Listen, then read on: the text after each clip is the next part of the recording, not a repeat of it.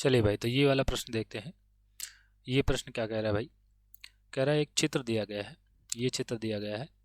कह रहा है यदि AP बराबर 8 सेंटीमीटर, ठीक है, यहाँ पर A से P की तक की जो दूरी है ये 8 सेंटीमीटर दी गई है, और CP का मान 6 सेंटीमीटर दिया गया है, ठीक है। यहाँ से C से P तक की जो दूरी है इसका मान 6 सेंटीमीटर है।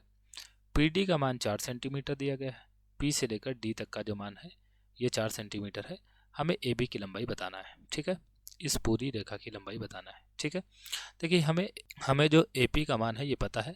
अगर हमें PB पता चल जाए तो भाई जो AB बराबर होगा वो क्या हो जाएगा? AB बराबर होगा AP और प्लस PB हो जाएगा, है ना। यानी कि अगर हमें AB पता चल जाए तो हम जो है PB पता चल जाए तो हम AB का मान पता लगा सकते हैं, ठीक है। तो सबसे पहले यहाँ पर अब आप देख पा रहे होंगे भाई कि AB जो है इस वृत्त की जीवा है और CD जो है वो इस वृत्त की जीवा है, ठीक है। और अगर दो जीवाएं वृत्त के अंदर एक दूसरे को काटती हैं तो इसके जो खंड होते हैं उनका जो गुणनफल होता है वो आपस में बराबर होता है, ठीक है। इसका मतलब है भाई ये जो बिंदु P है यही इन दोनों जीवाओं को, मतलब कि यहीं से ये दोनों जीवाएं एक दूसरे को काट रही हैं। तो यहाँ पर AP गुणे PB जो होगा ये बराबर होगा CP गुणे PD के बराबर, ठीक है। तो यहाँ से जिस जिस का मान पता है रख देते हैं। AP का मान हमें पता है 8 सेंटीमीटर, है ना, और PB का मान हमें नहीं पता है।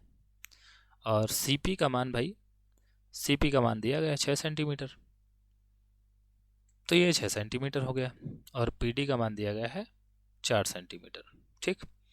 और यहाँ से PB का मान आएगा भाई, PB का मान आ जाएगा 6 सेंटीमीटर और गुणे 4 सेंटीमीटर और बटे में आ जाएगा 8 सेंटीमीटर। और यहाँ से अच्छा ये 2 नहीं 4 है ना, 4 है, तो 4 एक कम 4, 4 दूनी 8 और 2 एक कम 2, 2 तीन 6, ठीक। सेंटीमीटर से सेंटीमीटर कट जाएगा। तो PB का मान कितना आ गया? ये आ गया 3 सेंटीमीटर, ठीक। PB का मान आ गया 3 सेंटीमीटर, 3 सेंटीमीटर, ठीक। और अभी मैंने बताया है भाई कि AB बराबर क्या होगा? AB बराबर होगा AP और प्लस PB। और AP का मान पहले ही दिया गया था 8 सेंटीमीटर और PB का मान आया है 3 सेंटीमीटर, तो इसका मान हो जाएगा 11 सेंटीमीटर, ठीक है।